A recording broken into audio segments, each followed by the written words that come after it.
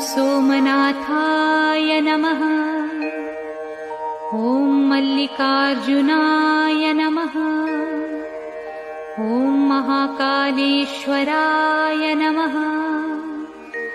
ॐ ओंकारेश्वराय नमः। ॐ वैद्यनाथाय नमः।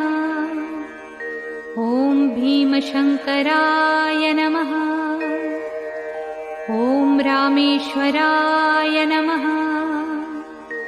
ॐ नागेश्वराय नमः। ॐ विश्वेश्वराय नमः। ॐ त्र्यंबकेश्वराय नमः। ॐ केदारेश्वराय नमः। ॐ भुस्मेश्वराय नमः।